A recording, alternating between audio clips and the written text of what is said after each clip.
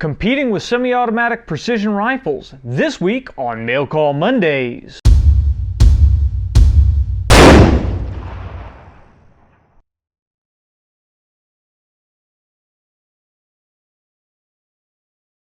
I'm John McQuay with 8541 Tactical, and this is Mail Call Mondays, the show that answers your questions about precision rifles, optics, and equipment. Well, welcome to another Mail Call Mondays, and this Monday I figured we would talk about semi-automatic precision rifles. Over the last couple of months we've got a lot of questions about shooting rifle matches with a semi-automatic rifle. So I decided this last Sunday was the last tactical rifle match of the year for our local club, so I figured I would break out the Ma-10 and take it out and give it a run and see how well I did against some very high-end bolt guns. Well, I can tell you first of all, I finished somewhere in the middle to the lower end of our club, but it wasn't because of the rifle in particular. It was more because of my familiarity shooting this rifle in a competition environment. But it did allow me to see how it stacked up accuracy-wise against some of the higher-end bolt guns, and it also allowed me to see where this rifle would excel in what stages and where we had some problems. So first of all, let's talk about practical accuracy. Now everybody likes to talk about quarter-minute angle rifles, half-minute angle rifles. You know, everybody's chasing that razor's edge. And I still believe in the razor's edge accuracy, the bolt guns are still surpassing the gas guns if we're trying to keep an equal level of reliability. When you start to get into super accurate stuff, when you're really closing those tolerances down, you're starting to impact some of that ultimate reliability. So in that case, a bolt gun where you have the ability to manually operate that bolt and it's quicker to clear jams if you have problems, then bolt guns still take that tiny bit of edge. A gas gun though has a ton of advantages in competition that bolt guns do not. Mainly since you're not manually operating that bolt, you don't have to break position for each shot. Now in a nice tight prone position, it's really not that big of a deal because the rifle isn't moving a lot even when you're operating the bolt. In that case, the only thing that you're really gaining is just that quick trigger manipulation with the gas gun. But when you start shooting from barricades, you start shooting from different positions, then you really gain an advantage when you're shooting a gas gun because you don't have to break position and operate that bolt. If you're shooting from a barricade, you can maintain that solid position and just keep your trigger reset going and make sure you're utilizing proper trigger control and keep sending rounds down range. Also, in situations where you're shooting from barricades, you're shooting from unsteady positions, the accuracy difference between the gas gun and the bolt guns really is nullified. There really isn't a measurable difference between the two, as long as you're working with a minute angle or better gas gun. Now, obviously you can't go take a rack grade AR-15, throw some ball ammo into it and be able to compete with high-end bolt guns. You're going to have a precision semi-automatic rifle, and the Ma-10 as we built it up here is. Now this is a rather compact rifle since it's only running a 16-inch barrel, but our local matches run out to 500 yards, so the shorter barrel really was not a massive deficit. If you're going to shoot a 1,000-yard competition, you're really not going to be able to do it well with a 16-inch barrel. You can do it, you just can't do it well. In that case, you are going to really want to run something other than a 308, and you're going to want to go with a longer barrel to get you a little bit more velocity and cheat the wind just a little bit better.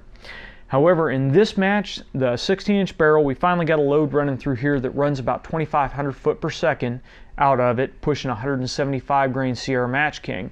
So that load in this rifle really puts it on par with most bolt action 308s as far as velocity, and the downrange accuracy was fairly good.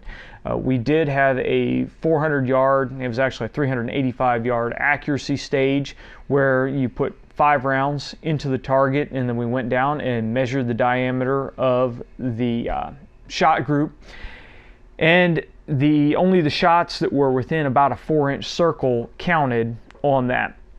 And it was a time evolution. You had to get your shots down range in a limited amount of time. And when you put constraints on it like that, with the wind blowing, with time, and in a competition environment, the Ma-10 ran right alongside several different bolt guns that were out there. So in that case, you know, in practical accuracy, it was just fine. As far as hitting steel targets from 100 to 500 yards, we had no problem at all. It is actually a really, really good rifle for shooting moving targets, because again, you don't have to stop to cycle the bolt, you don't have to break position.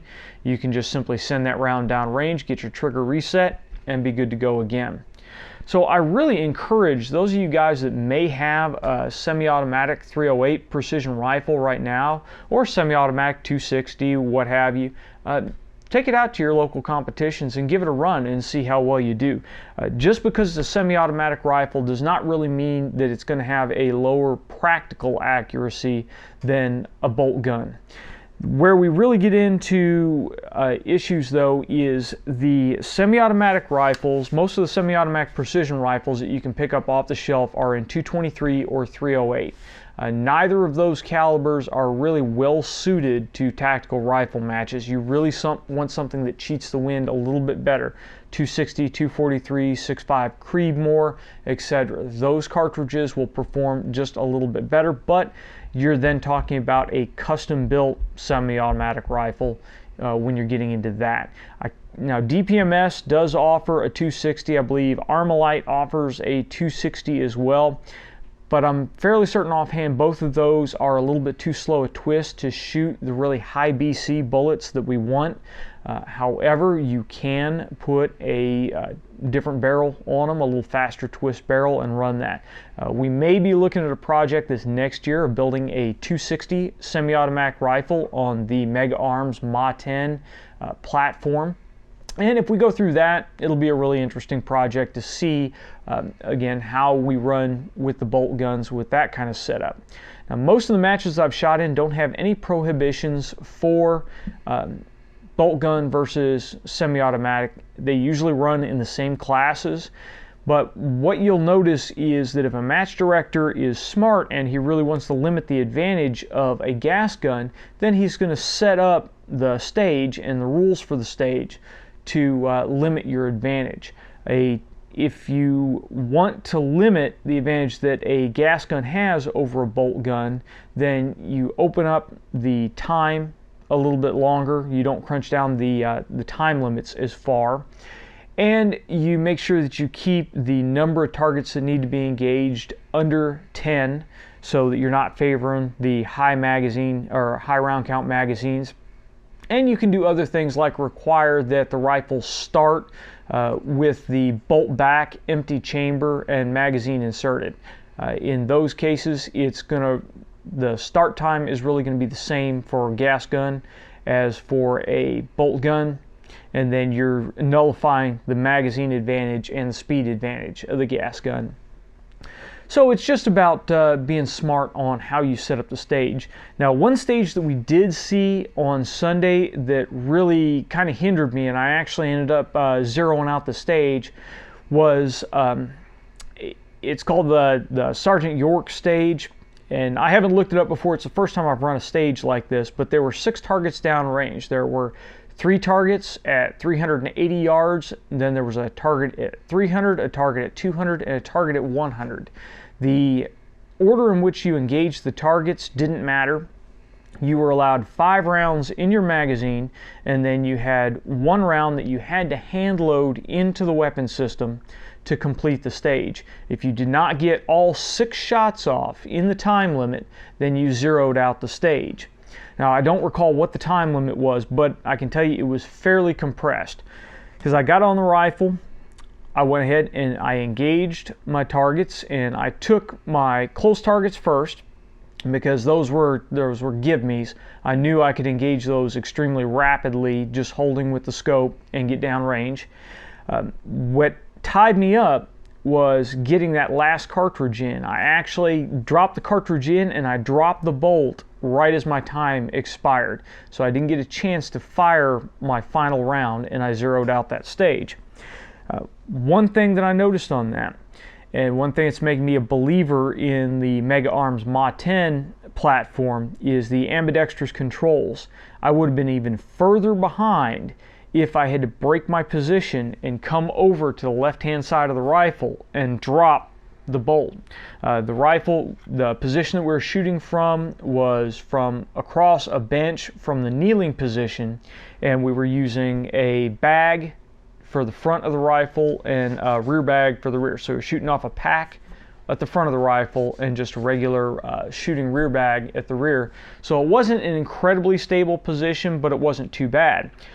But if I had to break the position, remove my support hand from the back of the rifle, come forward and hit my bolt release, it would have taken a ton more time to get back into a stable position to fire. With the MA-10, I have the bolt release right here. So it was easy when I was in a shooting position to grab my cartridge off the bench, to get it into the ejection port, then drop down into a firing position, release the bolt, come down and engage and fire the shot. What tied me up and took longer is I'm not used to the way the ejection port is shaped on this rifle as far as feeding a cartridge into it. The AR is really not designed for that. On the AE Mark II or Remington 700 platform, since I have come from the days of top loaders only before we utilized magazine systems, I'm used to grabbing cartridges off the deck and throwing them through the ejection port and hand loading them. So that's a rather fast process. I just haven't developed the muscle memory to do that with a gas gun. But again, the ambidextrous controls, if you're going to build a gas gun for competition, this is the way to go. To be able to release your bolt from up here on some stages will give you a massive advantage. You also really want to make sure that you have ambidextrous selectors like the Battle Arms Development selector levers that we have on the Mega Arms MA-10. That way when you're required to shoot from a support side, you're good to go. Now, one last addition that we put on this rifle that just makes things a little bit nicer when you're shooting in competition is the 3-buck brass saver. Now, we did a review on this brass catcher previously, and it doesn't affect the accuracy of the rifle at all. It's not going to affect your scores, but what it does do is if you're a reloader, it allows you to pick up your brass and get it off the line a whole lot quicker than if you're running a gas gun without. Even if you're shooting in the prone position and this rifle has a tuned gas system, it will still kick brass out several feet away from you. And when you're shooting in tall grass, that means it may take you 5 or 10 minutes to find all your brass in that tall grass. And that's going to tie up the line, it's going to piss off your other shooters. So it's better, if you're going to save your brass, to run a brass catcher and just be able to keep that stuff. Now, obviously there is a drawback to a brass catcher. You have to remember that your ejection port is going to be obscured. You're going to have to be able to take it on and off very often to show that your rifle is clear in many instances, and for certain reloading drills, or to clear a malfunction if you have a problem. It also slightly increases the possibility of having a malfunction. So it's something that you got to weigh out. If you're shooting brass that is at the end of its life and you really don't care about it, then obviously not a problem. Leave the brass saver off. Just let the brass go to the grass. What you can pick up, you can pick up. If not, donate it to the brass gods. But it makes my life a whole lot easier when we're shooting, and it really just aids me in switching from stage to stage without spending too much time looking for the brass. Over this last match, I fired 40 rounds for the entirety of the match, and I didn't lose a single piece of brass, which is not something I often do when I'm shooting a bolt gun. When I'm shooting a bolt gun, very frequently I'll lose a piece of brass or two. So that's a really nice thing to have. But again, coming full circle, if you have a gas gun, don't think that you can't shoot precision rifle matches with it. If it's an accurate gas gun, if it's at least 1 minute angle or under, I highly encourage you to take it to a match, shoot it, see how well you do, see what changes you need to make to the rifle system. We'll be really interested as we go forward if we end up being able to do a 260 gas gun project to see how well that stacks up. Well, that's all we have for this Mail Call Mondays. As you know, this is the final Mail Call Mondays of 2013, and again, I just wanted to say thanks to you guys for supporting our project. We really couldn't have done this without you, and really the only reason we do this is for you. Without your support, this project wouldn't go forward. I really appreciate all the donations that we've got. They always help out. The gear that we use to run the show here is fairly expensive, and YouTube really does not kick us back enough to cover it. So your help really takes the strain off of us to keep the show going. If you want to donate and help out the project, we leave a link down in the description below underneath each show. So just go down there and click on the donate link, and it will take you to a PayPal site. If you don't want to use PayPal, then the address for our P.O. Box is on our website at 8541tactical.com. And feel free to click the donate link on our website, and it will take you to an address, and you can send us whatever you want to send us. Again, we thank you very much. We also couldn't have done this without all the great manufacturers that have helped send us products and support our projects like Mega Arms and SWFA. So thank you very much to those companies. If you guys have any questions or comments about this episode, please leave them in the comments section below or send them to us on Facebook or Twitter. If you've liked the episode, please make sure you like, share, and subscribe. Again, the more people that we can get watching these, the more people we can help out, the more our numbers go up, and the more companies want to help us out. So sharing our stuff far and wide really helps out. So thank you very much for those of you that share our episodes across the web. And until next week, get out and shoot!